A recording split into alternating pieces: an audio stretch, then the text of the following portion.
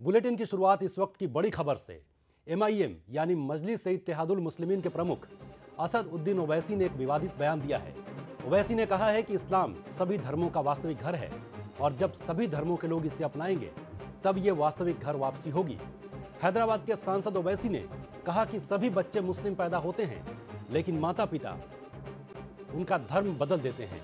उन्होंने कहा कि जब दूसरे धर्मों के लोग इस्लाम अपनाएंगे तभी वास्तविक घर वापसी होगी। ओवैसी ने संघ पर निशाना साधते हुए कहा कि मुसलमानों को 5 लाख रुपए और ईसाइयों को 2 लाख रुपए का लालच दिया जा रहा है। सिर्फ 5 लाख रुपए क्या मजाक है? अगर आप विश्व की सारी संपत्ति भी दे दें तो मुसलमान इस्लाम नहीं छोड़ सकते। ओवैसी ने सभी धर्मों के लोगों को इस्लाम अपनाने का न्योता भी दिया है, लेकिन यह भी साफ किया है कि इसे लेकर कोई दबाव नहीं है। तो ये असदुद्दीन ओवैसी का विवादित बयान, जिसमें उन्होंने कहा है कि सभी बच्चे धर्म से मुसलमान पैदा होते हैं और उनके माता पिता उनका धर्म बदल देते हैं। असदुद्दीन ओवैसी संघ के कार्यक्रम घर वापसी पर सवाल उठाते हुए उन्होंने कहा कि सभी बच्चे मुसलमान पैदा होते हैं और उन्हें जबरदस्ती दूसरे धर्म में उनका धर्म परिवर्तन करा दिया जाता है। मजलिस इत्तेहादुल मुस्लिमीन के प्रमुख असदुद्दीन ओवैसी अक्सर ही ऐसे विवादित बयान देते हैं और विवाद खड़े करते रहते हैं।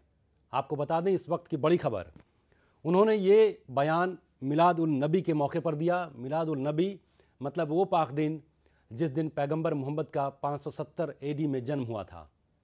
असदुद्दीन ओवैसी ने संघ के घर वापसी कार्यक्रम पर निशाना साधते हुए कहा कि वास्तविक घर वापसी तभी होगी जब दुनिया के सभी लोग इस्लाम अपना लेंगे। तो ये इस वक्त की बड़ी खबर। MIM प्रमुख मिलाद उन नबी के दिन ये बयान दे रहे थे। वहीं NCP नेता करार दिया। उन्होंने ओवैसी के बयान को गलत बताया। ओवैसी के बयान पर JDU नेता KC त्यागी ने कहा कि ओवैसी भागवत और तोगड़िया का मुस्लिम संस्करण है। वहीं CPI ने ओवैसी पर निशाना साधते हुए कहा कि उनकी पार्टी नफरत फैलाने का काम करती है। ओवैसी साहब ने एक स्टंट किया है वोट कैचिंग के लिए या एक पॉपुलैरिटी पैदा करने के लिए, मगर मुझे लगता है कि उन्हें ऐसी बात नहीं करनी चाहिए। सबको अपना अपना धर्म पालने का अधिकार है और अपनी मर्जी से धर्म परिवर्तन का भी अधिकार है। कोई उस पर रोक नहीं लगा सकता। ये हमारे देश का कानून है, ये हमारा संविधान है। मगर अगर कोई चाहे मोहन भागवत कह दे या प्रवीण तोंगड़िया कह दे या ओवैसी कह दे या कोई और कुछ कह दे कि हम नहीं, सब ये हो जाना चाहिए, ये सब हो जाना चाहिए, दोनों की बातें गलत हैं। मैं दोनों के हित में नहीं हूँ। नहीं, वो भागवत जी का और तोगड़िया जी का मुस्लिम संस्करण है और उनके इस वक्तव्य पर मैं कोई टिप्पणी नहीं करना चाहता। MIM इस देश के अंदर जब बना था हैदराबाद में, तो यह राजे रजवाड़ और खास तौर से निजाम हैदराबाद के समर्थन के लिए बना था। इसका इतिहास ही बड़ा गड़बड़ है और यह संगठन जनतंत्र की आड़ में नफरत पैदा करने का काम अब तक करता रहा है। हैदराबाद को इन्होंने सांप्रदायिक आग में ढकेलने का बहुत काम किया है और ये राजनीतिक फायदा उठाते रहे और हमारे देश के अंदर जो लूली लंगड़ी और निकम्मी राजनीतिक दल हैं जो सरकार बनाने के नाम पर हैं, इन लोगों का समर्थन लेते हैं, इनको कभी कभी सरकार में मंत्री भी बना देते हैं। अब इनके हौसले बुलंद हो गए। यह भगवानों, दूसरे धर्म के मानने वाले लोगों के खिलाफ भाषण करते हैं, उनके देवी देवताओं पर अपमानजनक शब्दों का प्रयोग करते हैं। ओवैसी परिवार इसी के लिए जाना जाता है। इसी खबर संवाददाता राशिद खान। राशिद, ये बताएं कि ओवैसी का ये बयान क्या समाज को बांटने वाला नहीं है? उन्हें क्या जरूरत पड़ी थी मिलाद उन नबी के दिन ऐसे बयान देने की? देखिए वह जिस तरीके का उन्होंने बयान दिया है, एक गैर इस्लामिक भी है और दूसरी बात ये कि गैर प्रजातांत्रिक भी है, क्योंकि इस तरीके का बयान देना इस्लाम में भी इजाज़त नहीं देता है कि आप किसी भी बयान के जरिए आप समाज को तोड़ने की कोशिश करें। यह समाज में इस तरीके का आप लड़ाई झगड़ा को जिस बयान से हो सकता है उस बयान को नहीं देना चाहिए। हालांकि ओवैसी, असदुद्दीन ओवैसी जो हैं इस तरह के बयान देने और जज्बाती बयान देने के लिए मशहूर हैं। उन्होंने जिस तरीके का बयान दिया है उससे कहीं ना कहीं अपने वोटरों को लिए तो लाइन उन्होंने क्लियर कर दिया कि वो क्या सोचते हैं, लेकिन जिस तरह का बयान दिया है उससे समाज में, क्योंकि पहली जहां पे जिस तरीके से आरएसएस का बयान लगातार आ रहा है धर्मांतरण को लेकर के और घर वापसी को लेकर के, उस तरह के बयान को एक उन्होंने शह दिया है और उससे कहीं ना कहीं जाकर करके दोनों एक तरह के बयान दे करके समाज को तोड़ने की कोशिश कर रहे हैं। तो इसलिए हम जिस तरीके से आरएसएस को जिस एंगल से देख रहे हैं, कहीं ना कहीं असदुद्दीन ओवैसी जो हैं वो भी इस तरह के बयान दे करके समाज को तोड़ने की कोशिश कर रहे हैं और उनको इस तरह का बयान नहीं देना चाहिए। इस वक्त हमारे साथ जुड़ चुके हैं हिंदू महासभा के प्रवक्ता राकेश आर्या। आर्या साहब, ये बताएं कि ओवैसी का ये बयान क्या घर वापसी कार्यक्रम का विरोध है या फिर इसके पीछे कोई और बड़ी राजनीतिक चाल आप देखते हैं? ये उनकी मानसिक राकेश आर्या साहब से फिलहाल हमारा संपर्क टूट गया है। तो आपको बता दें कि असदुद्दीन ओवैसी ने बयान दिया है कि वास्तविक घर वापसी उस दिन होगी जब दुनिया के सभी लोग इस्लाम अपना लेंगे। आपको बता दें कि कौन है असदुद्दीन ओवैसी। ओवैसी अक्सर विवादों में रहे हैं। ये मजलिस इत्तेहादुल मुस्लिमीन के नेता हैं, उसके प्रमुख हैं और हैदराबाद से लोकसभा के सांसद हैं। ये ऐसे ही विवादित बयानों को देने के लिए मशहूर हैं और इनके भड़काऊ भाषणों को लेकर भी कई बार विवाद हो चुका है।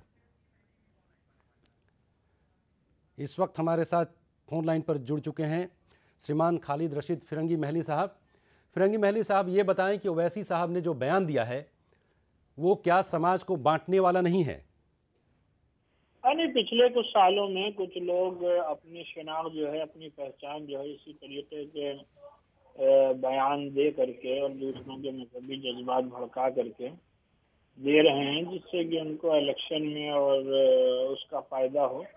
और लेकिन इस बदकिस्मती ये है कि वोटर्स ऐसी बातों को कहीं ना कहीं पसंद करके ऐसे लोगों को आगे बढ़ाने का भी काम करते हैं। तो जो आम शहरी हैं उनको ये तय करना होगा कि वो ऐसे कम्युनल लाइंस पर मुल्क को ले जाना चाहते हैं कि इस मुल्क में सेकुलरिज्म को जिंदा रखना चाहते हैं।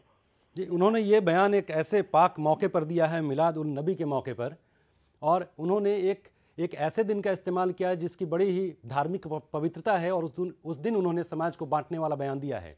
आप कैसे देखते हैं उनके इस बयान को? नहीं, कोई भी ऐसा बयान जिसमें दो कौमों के दरमियान दीवारें, नफरत की दीवारें खड़ी हों, उसको पसंद नहीं किया जा सकता, उसको सही करार नहीं दिया जा सकता। और सबको ये बात जहन में रखनी चाहिए कि 12 रबीउल अव्वल को पैगंबर इस्लाम का जन्मदिन होता है और जो पैगंबर इस्लाम का की बुनियादी तालीम है वो प्यार, मोहब्बत और इंसानियत को जिंदा करने वाली है। तो इस वजह से ऐसे मौक़ों का इस्तेमाल भी इन सब बातों के लिए गैर मुनासिब है। फिरंगी महली साहब, आप हमारे साथ जुड़े रहें। इस वक्त हमारे पर फोन लाइन पर मौजूद हैं आर्या साहब, हिंदू महासभा के प्रवक्ता हैं। आर्या साहब, ये बताएं कि ओवैसी का बयान, वो ये कह रहे हैं कि घर वापसी के विरोध में उनका ये बयान सामने आया है। जी, उनका बयान घर वापसी के विरोध में तो है ही, इंसानियत के भी खिलाफ है। वेद का मानना यह है कि मनुर्भवे जनया दैव्यम जन्म, तू मनुष्य बन और दिव्य संतति को उत्पन्न कर। इसका अभिप्राय है कि जो मनुष्य का बच्चा होता है वो मनुष्य का बच्चा बन करके आता है, मानव मानव के रूप में आता है और मानव ही बने और मानव के रूप में ही संसार से जाए तो ही अच्छा होता है। उनका ये भी कहना है कि वास्तविक घर वापसी तो उस दिन पूरी होगी जब दुनिया के सभी लोग इस्लाम को अपना लेंगे। तो ये बात जो अभी तस्लीमा नसरीन ने अपने बयान में बोली है, उन्होंने लिख करके दिया है कि यदि बलात् धर्मांतरण ना होता तो मुसलमान दुनिया में एक भी ना होता। इसका मतलब साफ है कि बलात् धर्मांतरण मुस्लिम लोग कराते रहे, बादशाहतें कराती रहीं, सुल्तान कराते रहे और दूसरे लोग कराते रहे, ऐसा कहीं कुछ नहीं है जी। सबसे पहला हिंदू धर्म है और वैदिक धर्म ही संसार का एकमात्र ऐसा धर्म है जो प्राणियों के बीच सद्भावना की बात करता है। जी आर्या साहब, हमसे जुड़ने के लिए आपका और फिरंगी महली साहब आपका भी बहुत बहुत शुक्रिया। वक्त चला एक छोटे से